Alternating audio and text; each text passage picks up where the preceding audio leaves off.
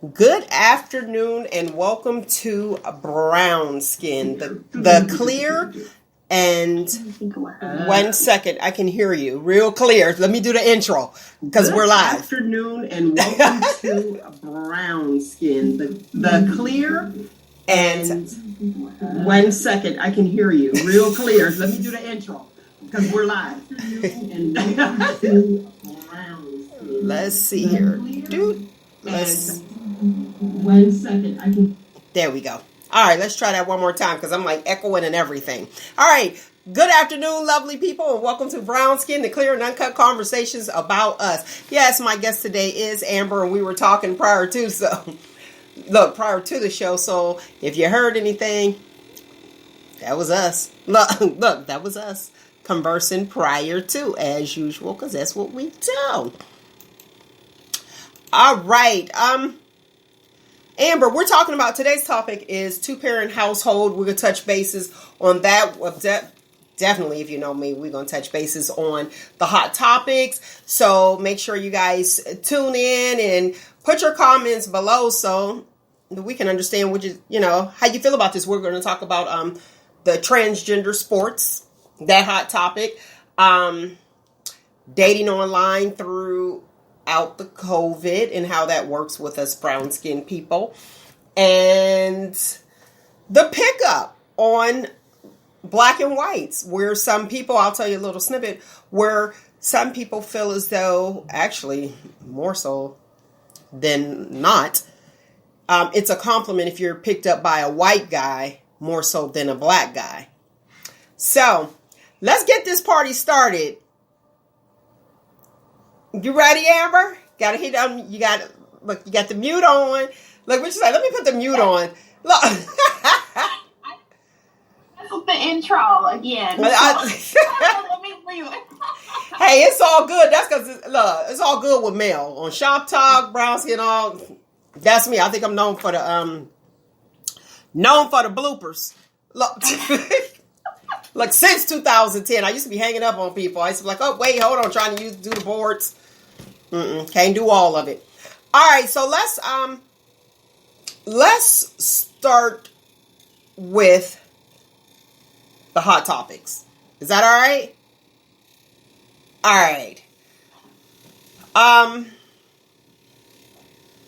like yours. We was talking to prior. All right, the transgender in sports. Do you feel as though it's a debate? It's been an ongoing debate since it started. But these last 3 days, it was like everywhere in social media, where it is transgender females who want to compete with females. What's your thoughts on that? And I want the listening audience too. Tell me what's your thoughts. Let's talk the real.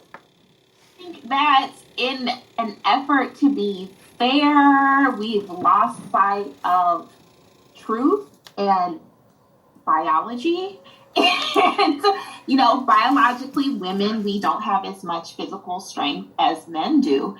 And regardless of how they feel or how their perception of themselves or hormone supplements that they take, they have a physical advantage over biological women. So I don't think it's fair. And I think you're going to just see that more and more. I feel like you can respect people's preferences, respect people's wishes, respect the way people want to be identified, but also be fair and be, truthful. Okay, so how do you suggest that we be fair? I can't remember where we talked about it a while back, not on Brown Skin, on Shop Talk with Mel, where there was the one transgender that won the race, running against females, and the transgender won. Mm-hmm. And not the one that was born. And like you said, it's the physical makeup, men are a lot stronger. And even with the hormones, that they're taking. So, I don't think it's fair. Caitlyn Jenner feels said the same thing. It's not fair. But my question is, whose rights mean more or matter more? I mean, I think it's about anyone's rights per se. I think that traditionally men and women had different sports. Women's sports were started because we are at a natural disadvantage. Like, that is factual. And if you look at world records for the Olympics, there's a huge disparity between world records held by women and world records held by men. And that's just, documented. So even with the introduction of, steroid use and PEDs and stuff like that, it's still this huge gap because we're starting off not on the same level. So when women take steroids, we'll be up here. But when men take steroids, they're already up here and they're up even higher. Mm-hmm. So there's always going to be an imbalance. Mm-hmm. And I don't think they should be competing with women. Now, see, I say rights because that's why we had Title IX, just as you said. It was, men's sports, and no, women couldn't compete with men because there was a disparity, Right. So it's like, okay, what do you do? But now you have transgender, which you were born a male, you identify as a woman, and now you are running. So it's like, what do we do? Like, well, I think it's not so much like they were born male and they were socialized as children as males. And so a lot of them still have the brain or the socializing of a man. Okay. And I feel like there is a difference between transgender women and transgender men because these people, most of them are still socialized in childhood as their assigned gender. So even if maybe internally they feel different, they are still placed in the position of a little boy or a little girl throughout their childhood. And so they're socialized and their mindset and their social interactions is still based off of that childhood of their traditional gender, their biological gender. Well, now they're able to change their sex on their birth certificate. Well, and I think that's really inappropriate. I think that's not right at all. I completely disagree with that. I think that,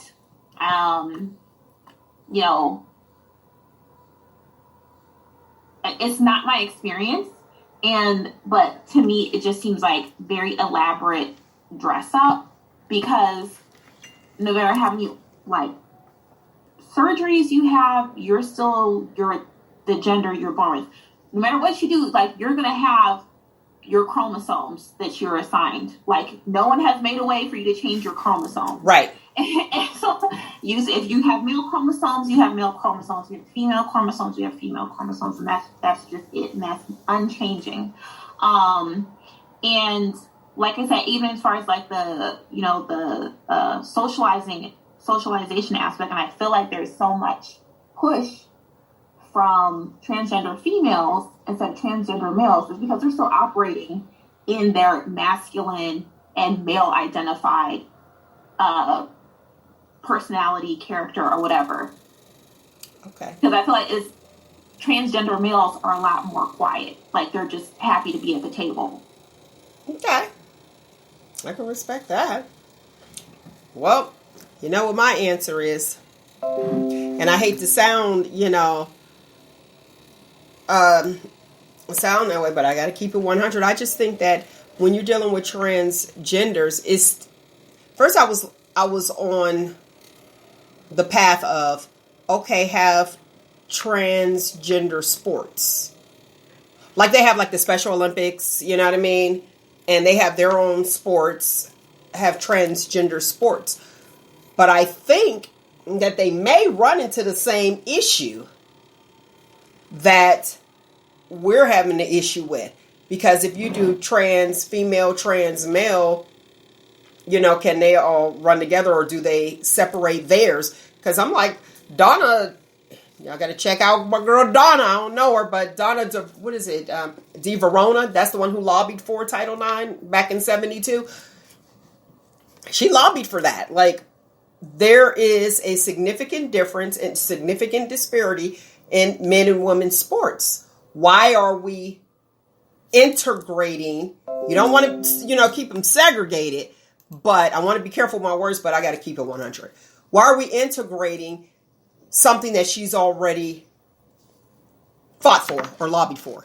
Now, let me put this out there. Y'all might have some other people. It was other people that wrote the book. They wrote the book on Title IX. Let's talk about the person that actually lobbied for it. That's who Donna is. Okay. Because I know my people be trying to get me. I'm telling you, they be trying to get me. But I'm just let y'all know. Y'all can do your own research. But I just feel like, what is the, why are we integrating that she's already segregated? Even though we want integration, and that's what we're fighting for on the whole Black Lives Matter. But that's another show with the whole buy black thing and all that other stuff. And that's good. Support your own. But to me, that's another way of segregating. Well, I'm a big believer in black. Yes, you want to support your own. Especially if you're in supporting black entrepreneurs. Because the reality is self-segregation is natural. Human beings naturally self-segregate. And every other group of people, especially minority groups of people, one of the main reasons why they're able to achieve like economic and social stability, even though they're a minority group, is because they self-segregate and because they keep their dollars within their own community. Mm-hmm. So I definitely think it's really important. But as far as the transgenders go, I'm thinking of like intramural sports, where it's co-ed intramural sports. And why can't it just be something like that? I don't feel like it's an issue where you need to reinvent the wheel. And I don't feel like they have any kind of co-ed Olympic fields. It's all separate. And I'm trying to think, because there's like Olympic like archery, there's like Olympic pool, there's like a lot of much smaller known sports that are a part of the Olympics. They don't get the attention that the track and field does, but it's still, and I feel like even those things are separated by gender, by sex. So I guess the issue is that transgenders can't compete on like the highest level of competition because those are all divided by sex. But then you have things like, co-ed intramural sports, and those are, they're small scale. But it's already there.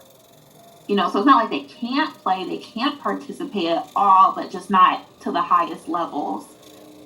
Okay. Well, let's get to why I invited you on the show. Let's talk about the importance of a two-family household. Okay. And two-parent household in our community. Okay.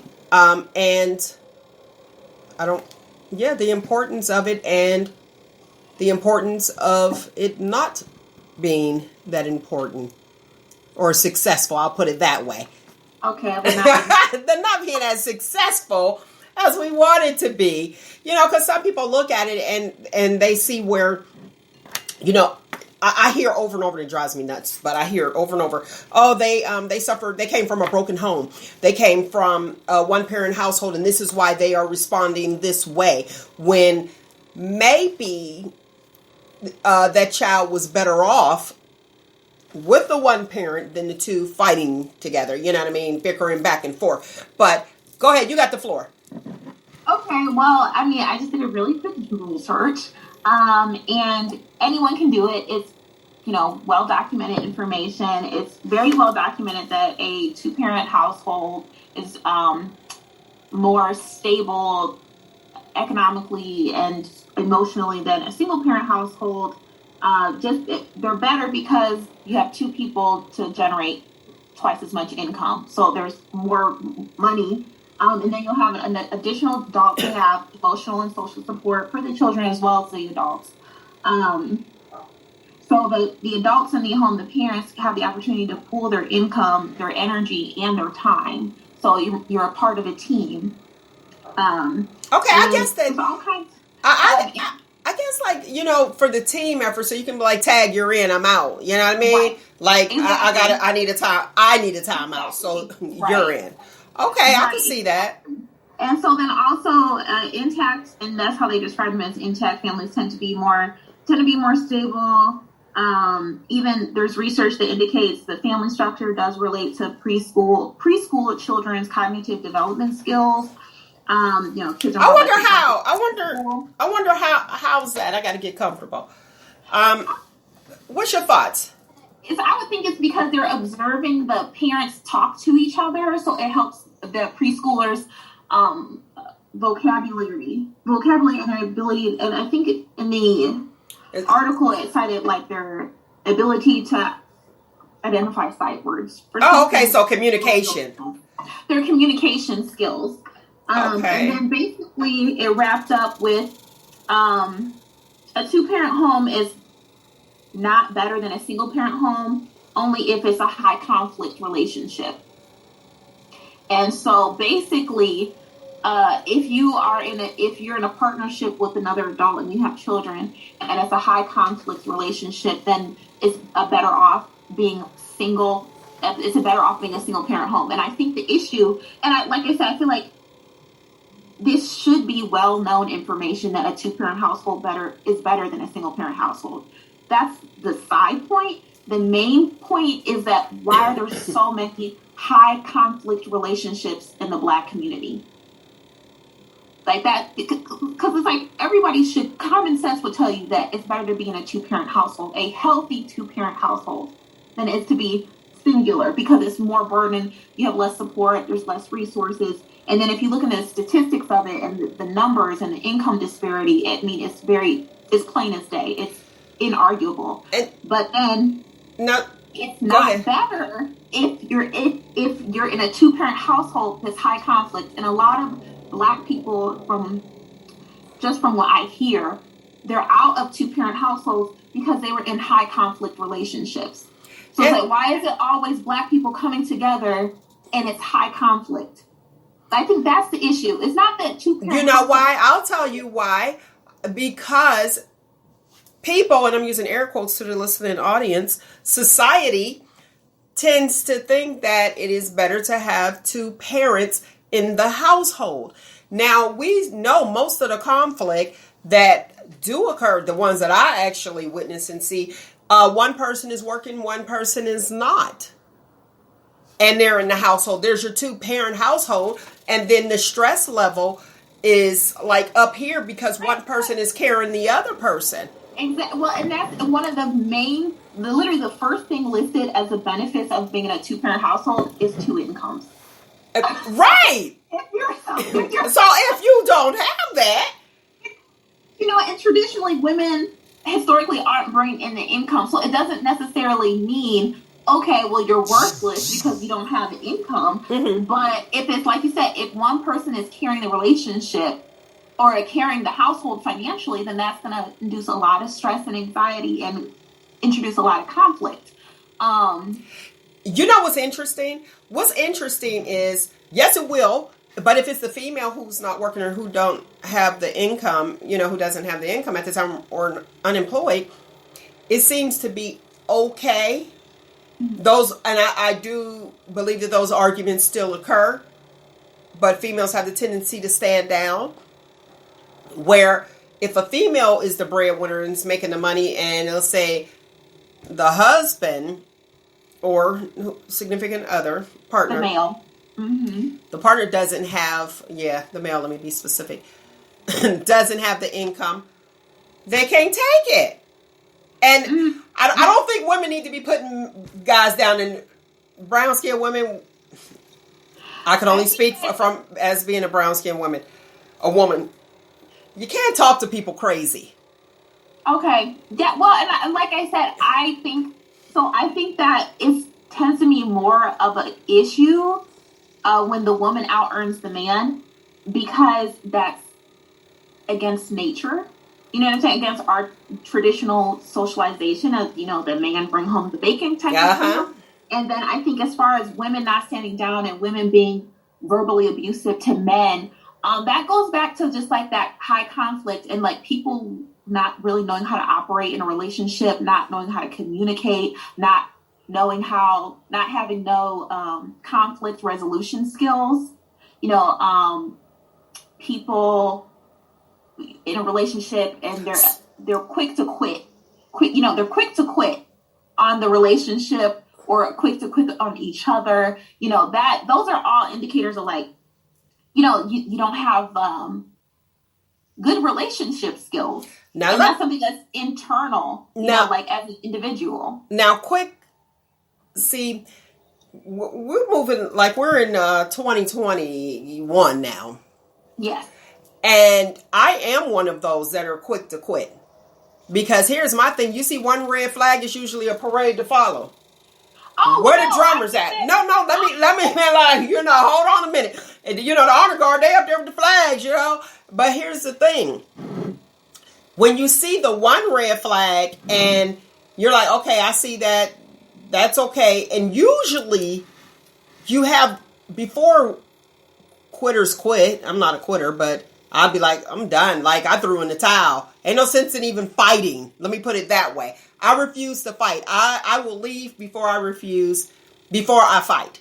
And so I'm out. Now, you mean okay, so... Wait, no, I'm going to tell you. I'm going to tie you back into it. So when you see how the situation is going and you have children and you're like, okay, so now we have children and I see this, or it could be a step parent and you're like, okay, well, I see you like to call off all the time. So I'm watching that. A call offer, that means, that, to me, that signs of irresponsibility. And will children see that? No, you don't want to argue in front of your children. But it's usually little things before that flame gets really, really high. It's little things that are sparking it.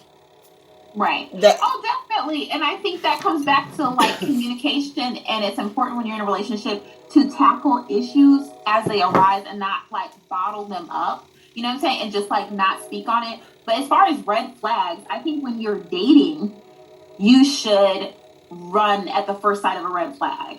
Like, that's probably good practice. But I feel like once children are involved, once you're married, you know, that's like closing the barn doors after the horse is done run out. Like, you're already committed to each other. You've already made these babies. You know, try to work it out like that. You know, it's so important. To me, I feel like dating is about data collection. Like, yes, you are supposed to be seeing if you're compatible with each other. But if you're walking on eggshells and ignoring the important issues, not addressing the important topics, you're going to wait till you're 2, 3, 4 years in to be like, hey, we never really worked this out. We never addressed this. We never discussed this really important issue. And then it becomes a problem. So what if they don't listen? What if then, you know, that's one of those things where it's like maybe you're not a good fit for each other, or they're just not where you're at. You know, sometimes you're just not on the same page with another person. Just like I feel like on the issue, and this is like we have a whole nother conversation about submission. You know what I'm saying? And I, you know, as a traditional person, conservative, I guess, whatever, I definitely believe like a wife should submit to her husband. But I feel like submission requires trust. And that's a prerequisite. So I think women have a very hard time submitting because they don't trust them. But it's like, if you ain't trust him and you're not willing to submit to him, you shouldn't have married him. You know what I'm saying? Like, maybe they probably faked the funk. They probably faked the funk, and then somebody got tricked and bamboozled, because now, especially after, you know, last year, it's like, okay, we don't even know. Tomorrow's not promised. And then you hit a certain age, you know, and you're like, oh, I better hurry up and get married. You know what I'm saying? So people aren't collecting all the data that they need. So that could potentially be it. But I'm with you on the submission. And so you have to have trust. If you don't trust the person, trust that they will protect you. Trust that they will provide for you. Right. Guess what? You can't submit. Then you cannot submit. submit because you don't believe that they have your best interest at heart. And I think that's something men don't want to acknowledge or address, is that women don't like to submit because they don't trust you, because you're not showing your leadership skills. You're not demonstrating that you're going to be there for her. You know, if anything, most men are illustrating that they're wishy-washy, they're inconsistent, they're in and out, and then they want submission, and they don't even want to offer any commitment. You just supposed to submit because of their genitalia. Which is nutty. Tell me this. Speaking of submit, then we're going to go back to co-parenting. Co-parenting, being single, but co-parenting, you know, okay. Good co-parenting skills and how that can actually work. Speaking of submission, I read, like you, you know, we're reading and looking around like, hey, what's going on? Where there are a lot of men that will not, I'm using air quotes again, in our community, hold you down or hold their woman down. Okay, so are you referring to the Mendices and yes, and the Yandy? Yes. You know, it was. I loved his honesty, though. I loved his honesty.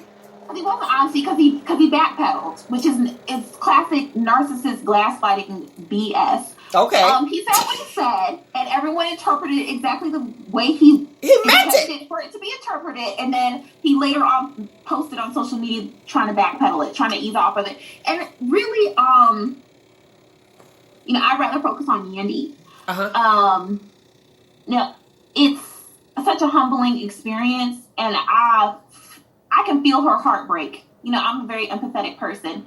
And it's probably something, and she had mentioned that, I don't even watch the show, I've just seen clips here and there on different platforms, but how it was something she had struggled with for years while he was incarcerated.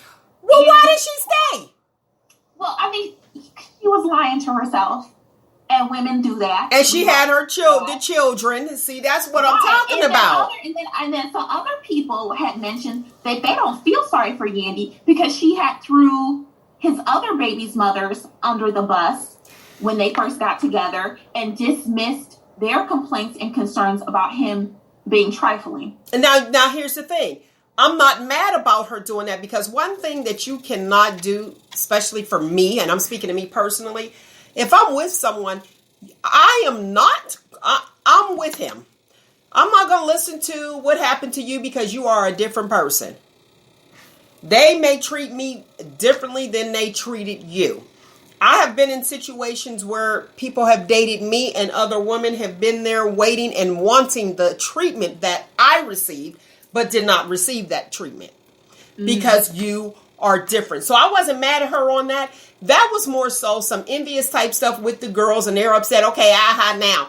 No, I want to stay focused on exactly what he said. And one thing I learned about men is listen to what they say. We hear what we want to hear, but not what they say. Like we hear wedding, we'll hear, I want to marry you. Okay, that's all they said. We got the date, we got the picket fence, we got the 2 children, we got the dog, we got the dress, we got all of that. That is not it. And also, ladies, let me put this out here. If he say, oh, do you want, or a woman will say, oh, I want to get married, or he'll say, oh, you want to be married? Well, what's the question that we ask? So do you plan on getting married one day? They may say yes, but that don't mean it's to you.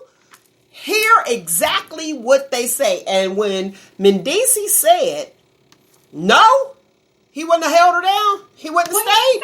He said he ain't. I don't know what I would do. And just the fact that he's talking about I don't know what I would do. What word is in there? Wait. What word did you hear? Did you hear a yes or a no? No, that's right. That's it. That's it. I don't know means no. Right. That's right. And I think, and like, right. That's exactly what he said. I feel like that's the way I took it. And yeah, as far as Yandy, I feel like, it was just one of those moments where her intuition, her gut was telling her what the truth was. Yeah, why would she even ask him? Yeah, why would she even ask him? Clearly she had doubt. She been had doubt. And it's just like, you're not making yourself look good. as a woman. You know what I'm saying? Like, you know what time it is, and you knew what, and inside you knew what the answer already was, which is that he wouldn't have been there for you. And so, I don't know if maybe she was just trying to get like some morality points or whatever. Or probably show me that I'm different. Different from the others. Show me my clout. Show me that I mean more to you than the others. Almost like a wife. Let's be real. Almost like they had a fake wedding, and I thought that was yeah, that was nuts. Shameful. Yeah, it really was. What was a fake wedding? Like what? But that's just me, right? Who does that? So it was fake. It really was fake. They found out that it really was fake. It's like they are not legally married. That's a hot mess. I think it's a hot mess, and I think it goes back to Black women's desperation and a focus on imagery and appearances. Because marriage, you know what I'm saying? Marriage is about resources. It's about wealth. It's about building. You're not legally married. That there's nothing to talk about. You know what I'm saying? Then you're dating still, and you had a whole big old wedding. What? For what? For what purpose? And then we can just get into the spiritual weddings. So how's he supposed to be her spiritual husband? And he's talking about he wouldn't hold her down if she got incarcerated. He's not your spiritual husband. He's not your legal husband. And don't be surprised if they break up pretty soon anyway. Let me tell you. It's just. I'd have been out. I would have been out. I'd be like, okay, maybe we'll pick up when you come out, but I'm not going to jail. I didn't do that. I'm not doing time with you. And beyond her choosing to stay with him while he's incarcerated, she's seeing her fighting police brutality and getting pepper sprayed in the face over his butt. Like, and that's the energy that he reciprocates. I can understand if neither one of them had never been incarcerated, and it's a completely hypothetical question, but he's been incarcerated and she already done held him down. And even after she done held him down, he's still talking about something, I'm not sure. That's a trifling, weak, spineless man of no integrity. The only thing I could give him is that he was honest. He was honest, and I respect it. Hypothetical question. All I can respect is his honesty, but that's not a good man.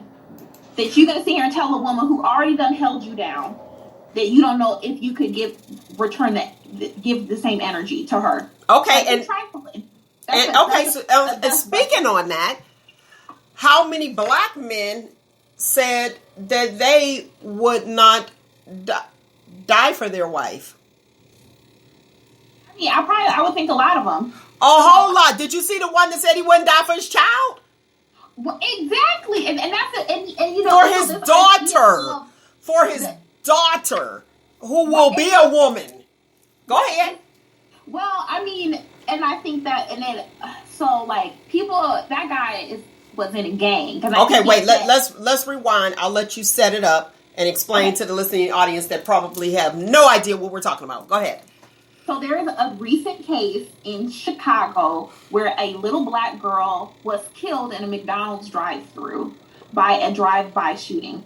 Turns out the girl's father is a part of a gang, and the shooters were a rival gang, and they shot up the car, and it was retaliation because the little girl's father went and urinated on one of the rival gang's grave, apparently. Allegedly. There you go, girl. And so that's what precipitated the drive-by shooting where this little Black girl was killed.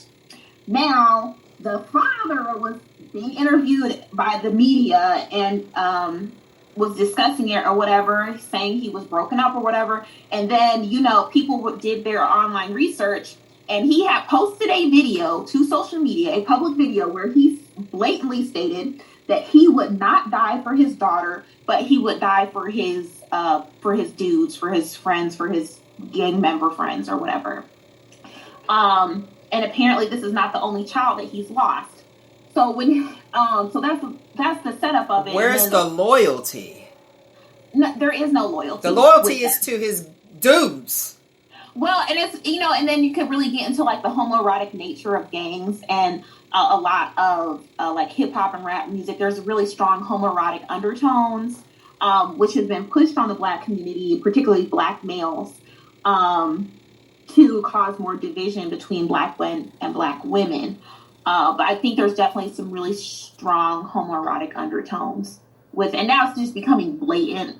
And the other thing I wanted to point out, which was something that was discussed, was during his media press conference or whatever after this shooting, the mother of this Black daughter, this Black child, was supporting him. This Black man was being held up by two Black women, and I think if we're focusing on Black women, I think that mentality is something that really needs to be addressed.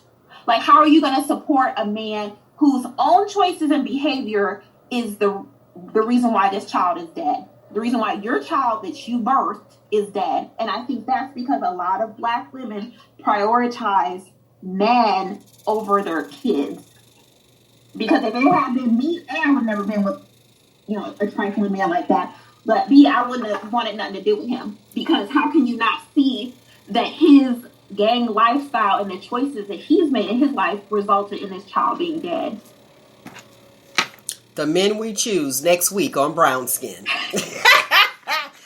It needs to be addressed. It needs to be. And his mother, how's his mother holding him up? I feel like his mother should have smacked him upside his head. You know what I'm saying? Like, but it's a cycle. It's a pattern. A lack of accountability. Where it just happened. No, it didn't. That didn't just happen to you. When you say, yeah, right, it didn't. When you say submission and how it's important to be submissive to our in men, marriage, yeah, to our men, not to your boyfriend, girls, not to your boyfriend, husband, not to your man, because and that's the other thing. When Black women always referring to Black men as our men, they're not our men. They are men. They're just males. Most of them are males. Some of them are men. A few of them are men. We don't know. We got to figure out who's men and who's just the male. But, men and mice. Mice and men. But no, I don't know. I believe in submission to your husband. Your husband. That not just somebody that has, a phallus. Okay. But your husband. And not your boyfriend. Because the Bible doesn't... I haven't read no verses about boyfriends and girlfriend relationships in the Bible. Okay? God don't recognize that. Sorry. But, and you know what? It's nuts because a lot of us will be submissive. I guess, are we like, and I say we because I am a Black female. Are we practicing, hoping that they see wife material? Mm-hmm. And that, go ahead. I agree. I think that's what it is. And I feel like dating is supposed to be a stepping stone. You know what I'm saying? Where you're feeling each other out, where you're, like a dry run. You know what I'm saying? And I don't think there's anything wrong with that personally. I think for me, the issue is when your dry run turns into a long run. You're not... Be 60 years old, be like, well, might as well marry him now. Right. Right. And see, and that to me, honestly, like the situation with Mendeezy, okay, yeah, he went to jail and she held him down all that time. But that's the same. I feel the same way that you with this guy. So do you keep dating him until he gets it right? He's cheating on you the whole time. Yeah, well, I'm the woman. Okay, but you're not the wife. Yeah. I think the issue is that women are hesitant to have standards in dating. And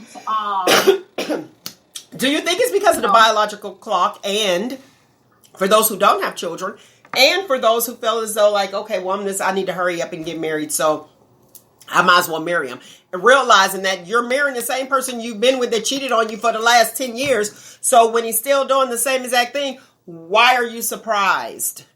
Right. And I think it's not even surprise. I think that people, first of all, nobody's perfect. We all have shortcomings. And you're marrying the same person. I think that definitely the dynamic of your relationship will change because you're married and you're legal and it's official and it's real. That's going to impact your relationship. But the two people within that relationship are the same. This something that I've noticed that is killing me right now is that a lot of men will, I won't even say that they did it, but relationships will fall apart after children are introduced. Well, our relationship changed after the kids, or she changed. Duh. Of course your relationship's going to change. Children, that's become the priority. Paradigm shift. That's a paradigm shift in your relationship. So you're sitting here thinking things are going to be the way they were before she got pregnant, and it's just like, are you slow? But you know what though? So like you said, it's like letting the horses out before you close the barn doors.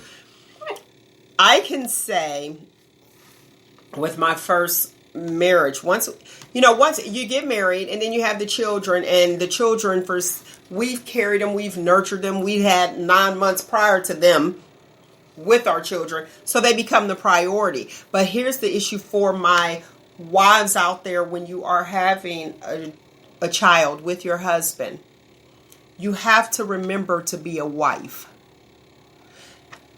What happened in mine, and I don't have a problem with sharing it, is I stopped becoming a wife and became a parent. And that was the downfall. Mm-hmm. And I think that even if we got to do both of them, and you got to work, and then you got to come home and cook and do all of that. I'm not for that. I'm not for working mothers. I'm not for that. I mean, personally, no. Talk to us. Talk to us. And I struggle working with one child, and if a man wants me to have multiple children, then I'm not working, because running a household and it's a full-time job, especially when you have small children, and that's burnout. And when a woman's burnt out, she's not going to take care of herself physically, mentally, spiritually, sexually, just all kinds. Or she's going to be real tired. And then she's going to get off that bitter, I'm exhausted, I'm stressed energy, and that's going to negatively impact. And follow up with peace. Right. Or, he's going to be like, oh, she's bitter, she's angry all the time, she's agitated, probably because she's overstressed and she's overworked. I just know communicating. And trying to communication will go down. And I think that, just from what I understand from biblical teaching, is that your husband, your spouse, is supposed to be with you for the rest of your life. Your children, you're supposed to consecrate them back to God. So they're no longer your children. You're just their steward, their earthly steward. But Father God in heaven is their parent, right? And you're just taking care of them. You're guiding them. You're preparing them to go out into the world. So eventually, the plan is your children are supposed to leave you. Your spouse is not. Your children are temporary. Your spouse is supposed to be a permanent fixture in your life. So especially as women, when you start to flip that, like, no, my kids are going to be there forever, then don't be surprised when your spouse leaves. Because your spouse is supposed to be permanent. It's supposed to be till death. Your kids are just until they're grown. And your job as a parent is to prepare them to send them out, to push them out of the nest. So your kids are never supposed to be with you forever, for the rest of your life. In no way. So how are you going to put them over your spouse? And not only that, when you prioritize your spouse, you prioritize your marriage, the health of your marriage, your kids see that and they're positively impacted that, and you're demonstrating what a healthy relationship looks like to your children, and you're providing a healthier home. If you're just paying attention to your kids and bills and just doing what you've got to do, but your marriage is falling apart, that's what you're demonstrating to your kids. A dysfunctional relationship. That's what you're illustrating to them. Okay, here's a popular question. Dinner is prepared. You have your children and you have your husband. Who do you serve first? Your husband. Well, guess what? Back and forth. People, will go. Some say children, some say husband. I'm with you. Your husband. But if you demonstrate that, if you demonstrate that in front of your children, like you said, you're teaching them, because they're going to get up and get out and they're going to say, okay, if I have children, I need to feed my children first. Instead of so the breakdown of the family dynamics is from childhood. Oh, for sure. Instead of, serving their husband or their spouse first.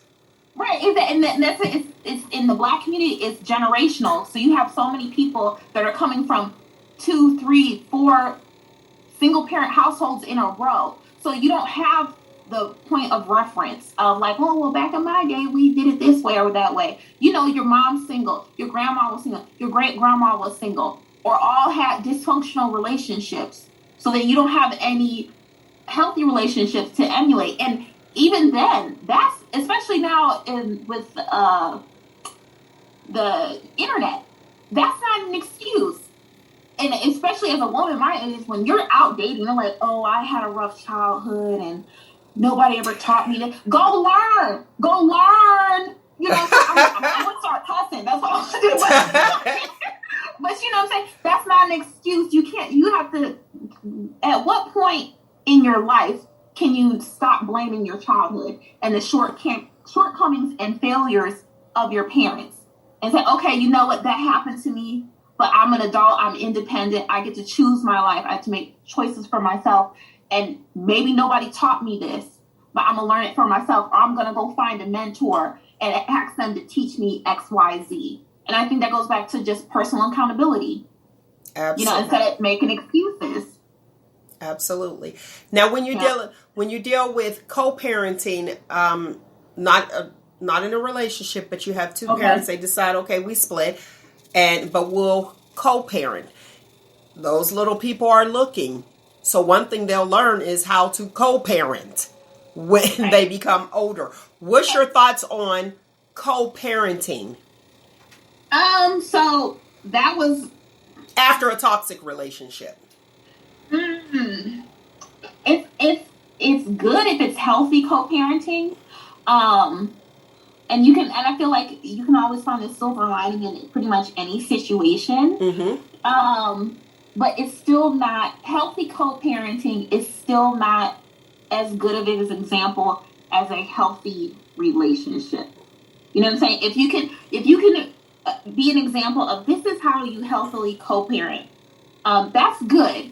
But, hopefully you won't get to that point, because you're going to have the skills to be able to resolve conflicts and pick a good partner to join yourself with and stay joined with to raise your children in,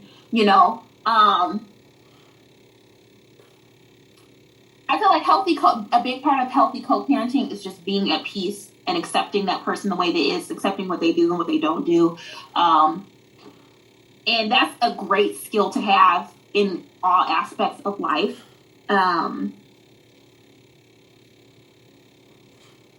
But you're not demonstrating what a healthy relationship looks like to your children. You're teaching your children how to deal with people that you're not compatible with. That's what healthy co-parenting is. And it's a good skill to have, but that's not demonstrating a healthy relationship. It's a good skill to have in life. Yes, definitely. It's a great skill to have, but that's not the same thing as illustrating this is what a healthy relationship looks like. This is how you operate. This is the treatment you give your partner, and this is the treatment your partner should give you. Okay, so we know that in our culture, if a female says on the first date that she wants to get married, our men usually run. I don't want to speak on it. Pump the brakes, hold on, slow down. I think that, not just Black men, but all men, they're more hesitant to get married because several factors. I just think when you look at the statistics of it, Black men are unlikely to get married. Like, that's factual. Mm-hmm. And if, like I said, having standards in dating, maintaining your standards, like, if that's the way a guy feels, it's of no benefit to that woman to wait 3 months, to wait 6 months, to pop the question. To ask that question. To bring it up, because guess what? More than likely, you're not going to change his mind. You know what I'm saying? If there's a change in his mind or his perspective on marriage, that's from within him, and that's his own experience, and that's on him.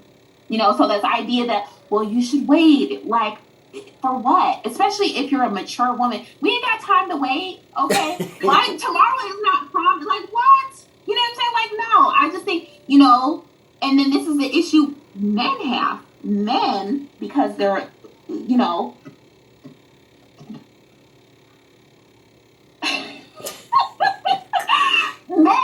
don't like to be honest about what they want, which is, maybe they just want something casual. Maybe they have a negative perception of marriage. Maybe they don't want to have a commitment. And I honestly think a lot of men want to have kids out of wedlock. You think they do? Have babies. They want to have kids. Ain't no way there's that many accidents. You know what I'm saying?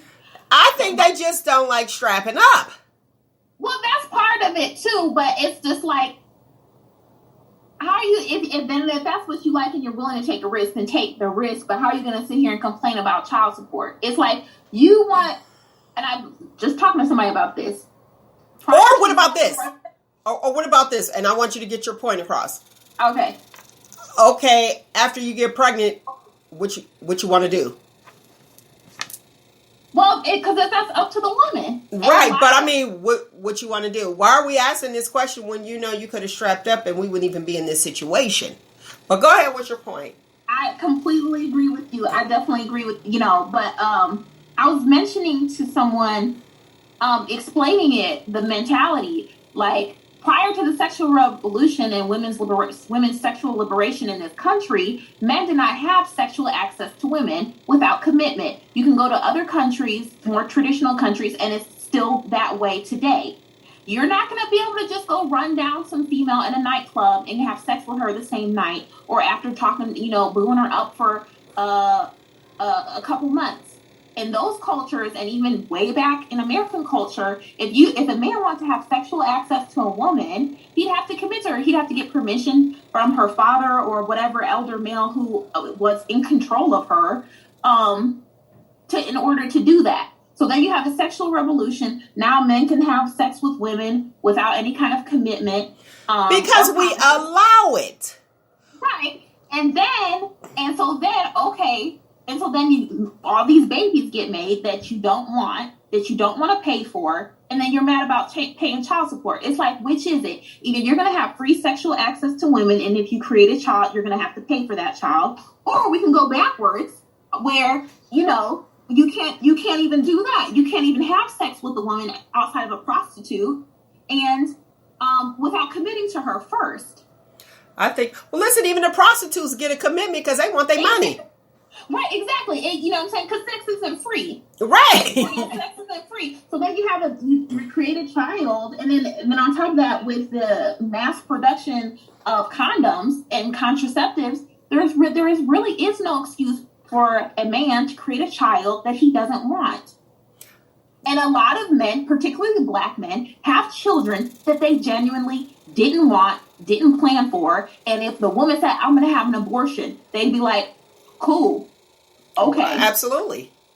And then 5 years down the road, I gotta pay child support. It's a lack of accountability. Okay. Because there's no excuse. There's no excuse. Now let's talk about these women, and these are women, older women, who are putting sex out there, telling these guys that it's free.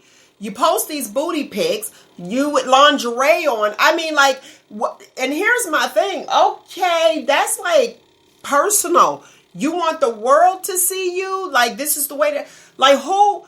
And I'm not going to say who does that because there's a lot of people that do it. I see it, and I'm looking like, sis, why are you in lingerie on social media? Well, it's a thirst trap. It's attention-seeking behavior, and honestly, that is the behavior and the mentality of like a low-quality woman. And that's how I feel. But listen to this: you have women who send pictures, send inboxes, videos of themselves women. These are grown, not the young 20-year-olds or whatever. That's what they doing. They getting the BBLs, the Brazilian butt lifts, and transferring the fat from their stomach today. But not them. These are over 40. Just imagine. And like you said, way back. And for the fellas out there, what you see in these women who are doing it, just think like, dang, if we had social media, would my mother have been doing that? Because these are parents, you know what I mean? Well, I mean, people have talked about that because celebrities do the same thing. What? Sending coochie videos? It was just being like dressed provocatively or whatever, or doing things that are questionable. And then your children seeing it. But I think as far as like social media specifically, it's about attention seeking. It's about seeking attention and validation. And then I think some women, just like some men, are just more sexually liberated or loose, and that's okay with them. And listen, it's their body, and they can do whatever they want. They can do what they want, but then back in the day, they made videos like sex videos, like you got paid to do a porn. Like now, everything is so free. With OnlyFans, it started out as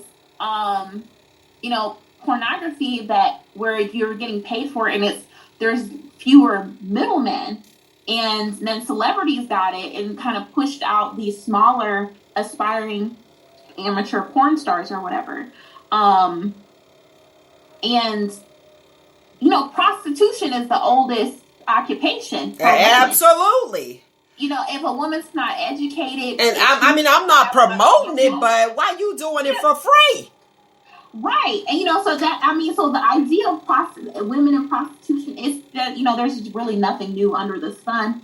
And, desperate times calls for desperate measures. And if a woman feels or believes that is her best choice option to make money and to survive, that's her choice and that's her business. But when you're not even getting paid for it, then I think it's more like psychological. It's attention seeking. It's validation. It could be acting out, like maybe because they were married, maybe because they were molested, maybe because what have you. Now they're acting out, even though they're older. So you don't know anybody's story or whatever. No. But when I see stuff like that, it's just, to me, says some psychological issues. Okay. There's some issues there. I can rock with that. I'm thinking, it's attention, but here's where I agree with the attention. And no, we don't know everyone's story, but here's the $1 million question. You want him to respect you after you disrespected yourself. And it's like, well, he won't respect me. The $1 million question is, how did you present yourself? How did you introduce yourself? You know what I mean? Like if if this is our first meeting, what do they say? Our first impressions are lasting. So if I send a nude and that's the first impression that they get, and all they talk about on a date is sex, I cannot get offended. Just like these women who out here with your lingerie, and if all he talks about is sex, and you get offended, well, that's what you presented. How you dress is how you'll be addressed. Agree. I completely agree with that. I think it's a lesson that women have to learn, and I think it's endemic of a lot of Black women not having father figures. Because I think father figures are important. They do instill a sense of value as a woman. Like little girls need fathers and little boys need fathers. And one of the main things little girls need fathers for is to help mold them as women and to help them set standards and expectations of this is what you expect from a man. This is how a man is supposed to treat you. And this is how you should carry yourself around men. And this is how men act sometimes, and be that guide for that little girl so that she has a strong sense of self and has appropriate standards in her own relationships.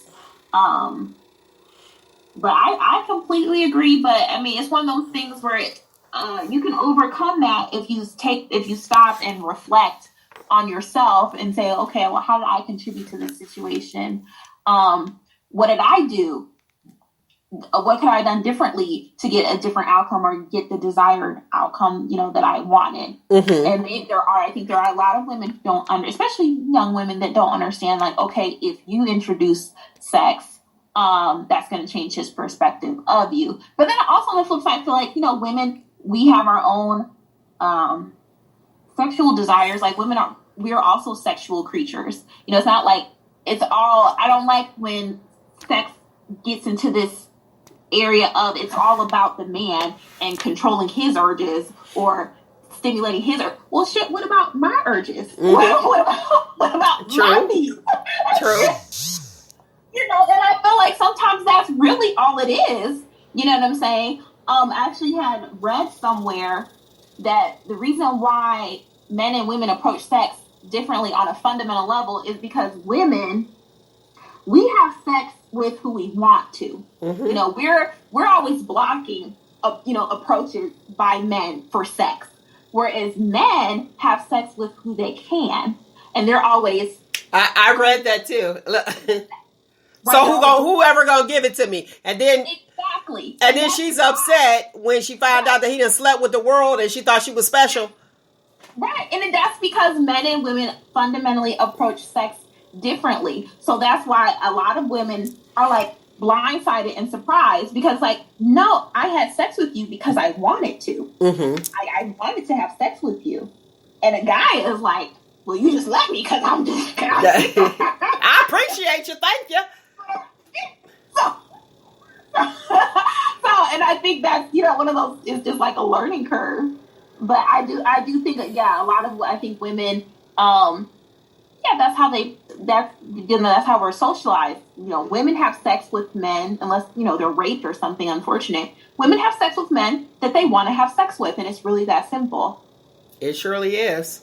Look, I'm like, it surely is, and if you don't, no, I don't care. Look, that's why women or husbands will say, well, you don't have sex with me, so I'm gonna find it wherever I can get it. Okay. But here's a question that the husbands should be asking to me. Why don't you want to have sex with me?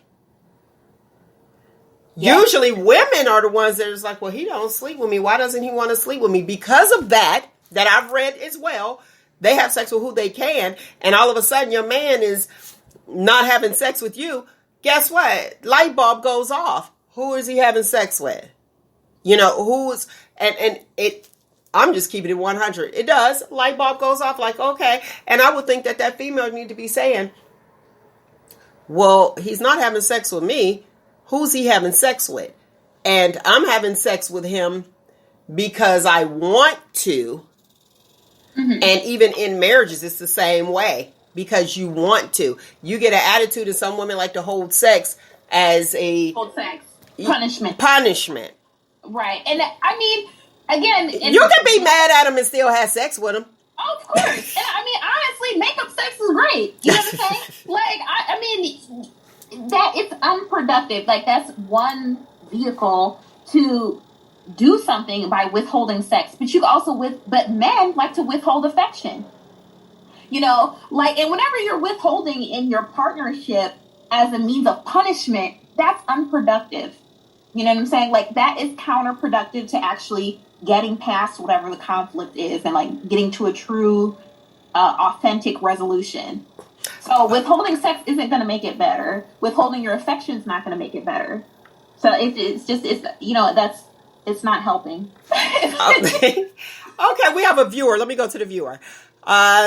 Shimmy says, always remember that regardless of what you do or don't do as a woman, a male will hopefully respect a woman who respects themselves, but a man will respect her even if she is not respecting herself. Okay. That was from a guy. Okay. He said he's still, some men will still respect her even if she isn't respecting herself. He sees the gem then. That's it. Yeah, he sounds like a great guy. I think that if you can keep your humanity and have compassion for people, even though, as a woman, you could be like, well, if he's not doing this and if he doesn't do that, what I'm saying, that he's a piece of shit, but maybe, okay. And I think women tend to have more compassion, like, well, he's been through a lot or he's having a bad day or blah, blah, blah, blah, blah, blah, blah, blah. And I think that hopefully men will have the same thing. Like, okay, well, she's wilding out. She's tripping. She's off the chain, but, I don't know her history. I don't know what she's been through. I don't know, like, how her day was or whatever. And try to exercise having compassion for people, even when they're not in their best form. Okay, let's tackle this. Women, I'm trying to figure out how I want to word it. Okay, body counts. Okay.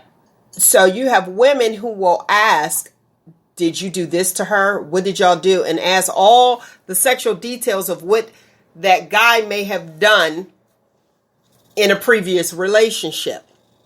Women are guilty of that. I know some.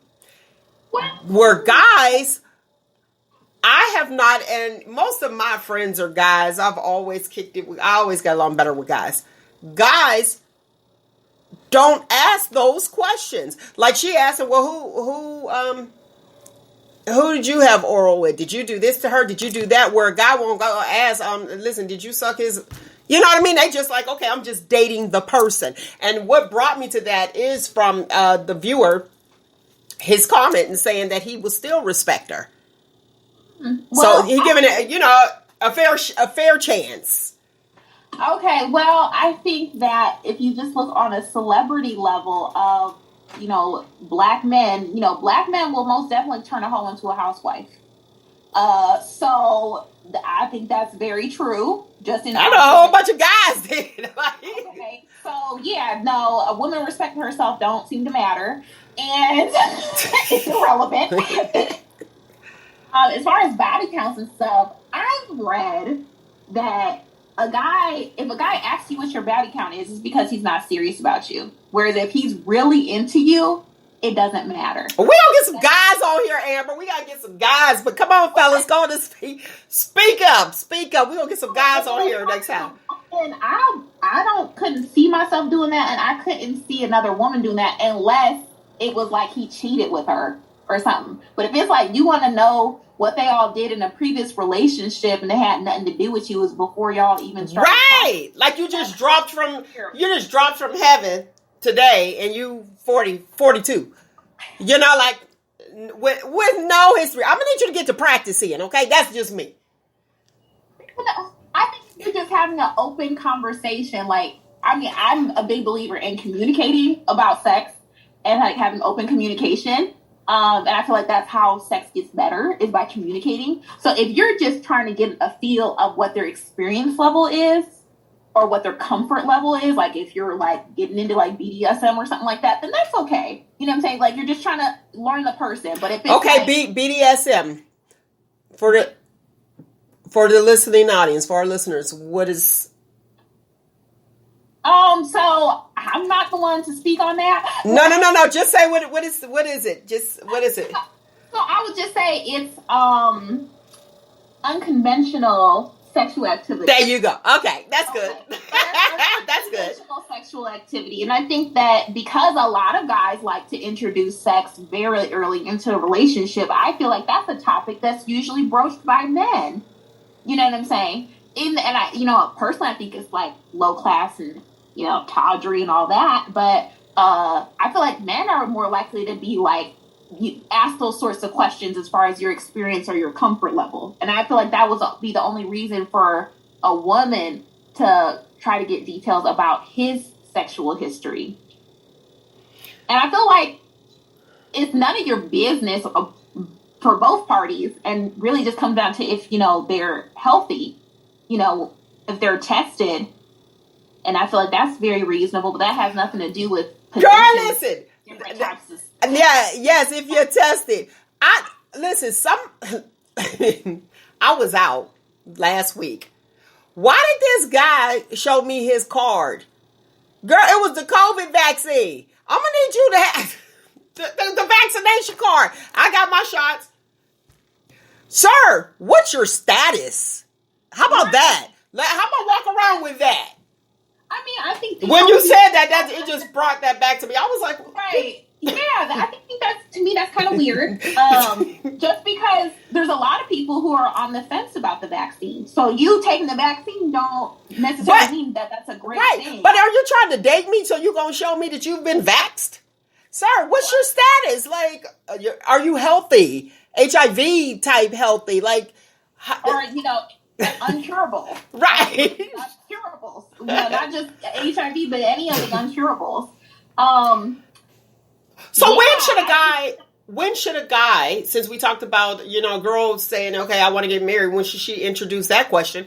When should a guy introduce the sex question? He should not ask that question on the first date?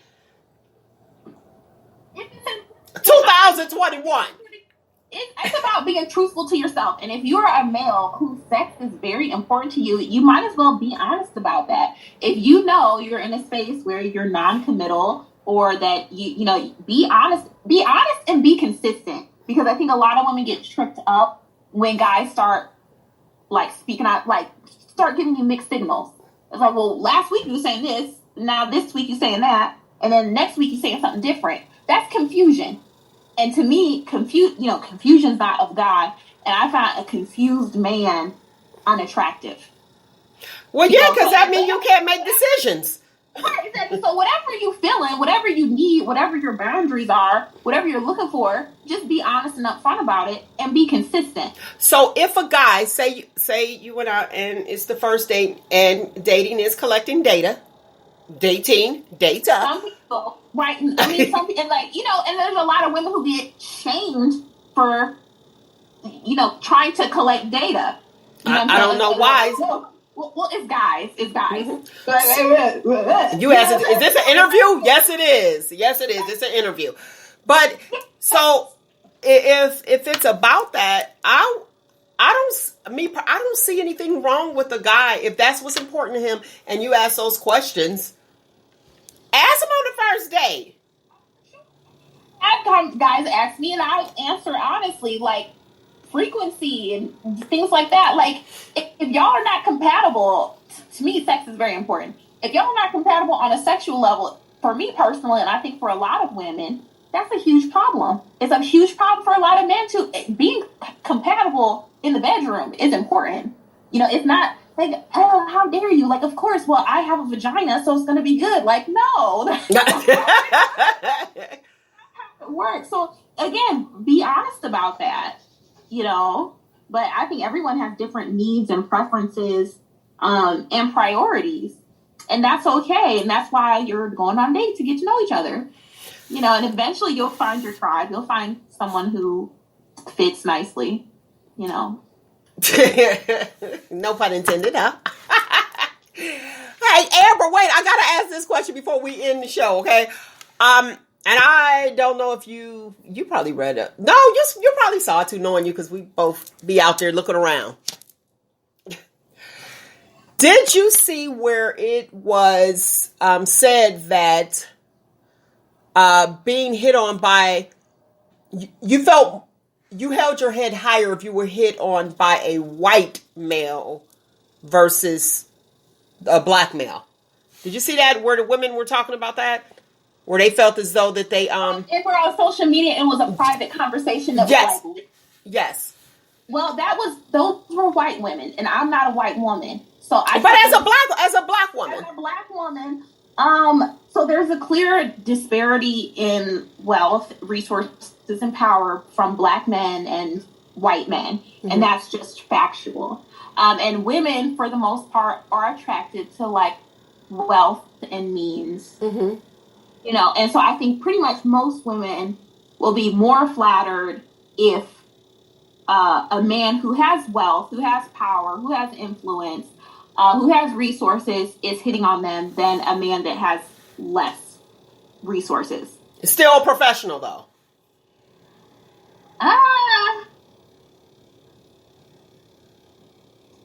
Let's take it. Let me do this instead of Boomerang. Did you see Boomerang? No. What? That's an old movie too. I was trying to think with Eddie Murphy. Okay, I got where you're going. I got where you're going. Where most women will feel that way. Yes, white women felt and but you know what? And I think most people, and this is outside, and different from our community, most people are attracted to their own kind. Yeah, most. Most Asian people are attracted to Asian people. Most white people are attracted to white people. You know what I'm saying? So Okay. With that being said, I would if it was a little short, little Asian person, I would say, and I'm not discriminating. I guess that probably sound like why they got to be short. There is a tall one. I had a doctor that was like really tall. Okay, but if they tried to talk to me, because most are more attracted to their own, I would feel like, okay, then, Mel, you doing it. Yeah, the Asian guy that tried to talk to you, okay, boom. Right. So I would feel, so I kind of related a little bit to that. Not that I was shunning my own. You know what I mean?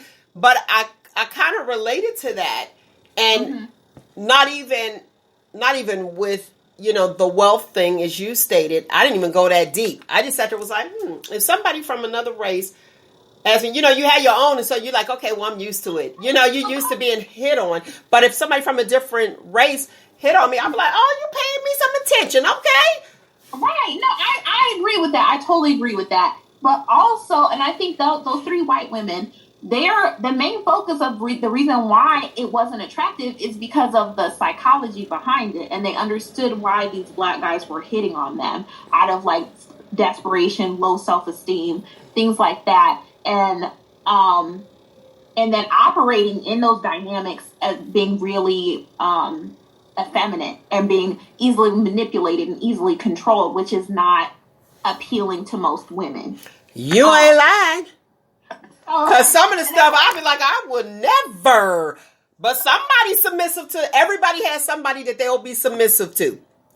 So somebody is submissive to that person. And I think it's all about how you vibe, the connection. And even without, you know how they say your soulmate, you know, even without the whole sex thing and being compatible. I know women who are submissive to men that they're not even dating.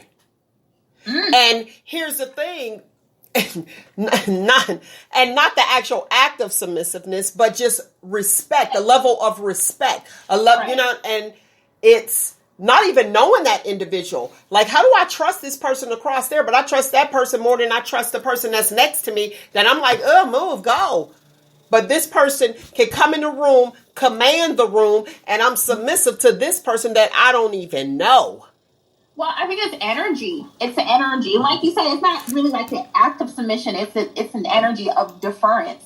Like, I'm gonna let it ride. I'm just gonna, do what you say because, you're really adamant about it or whatever. And I feel like it's good for women to really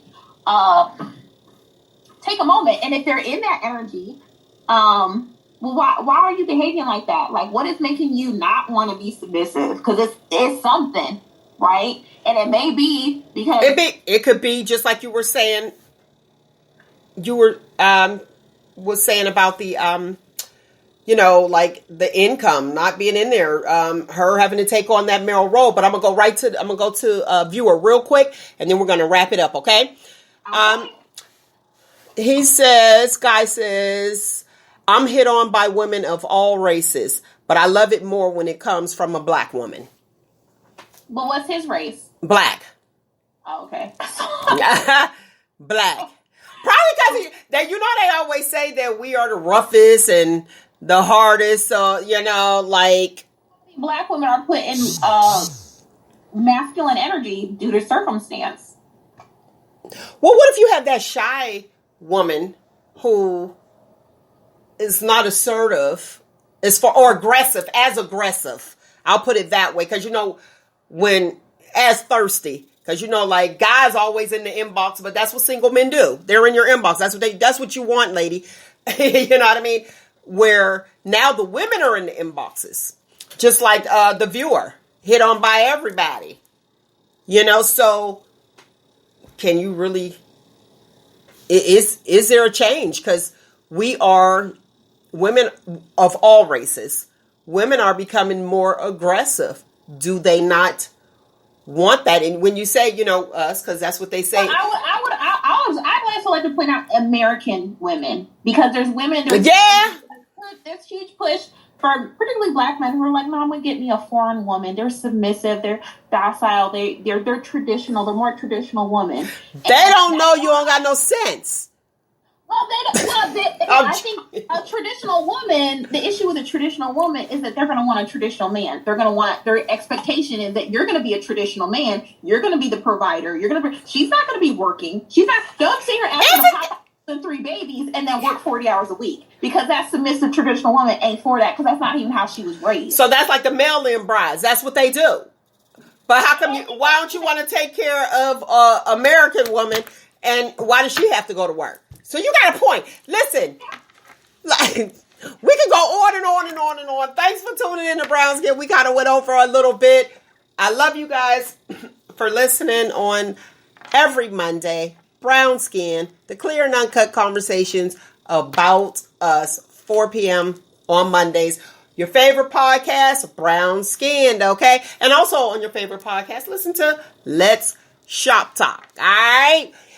Find you, embrace you, most importantly, always, always love you. Until next week, people, Brown Skin. Thank you so much, Amber, for coming on. We gotta talk. We're gonna get some guys.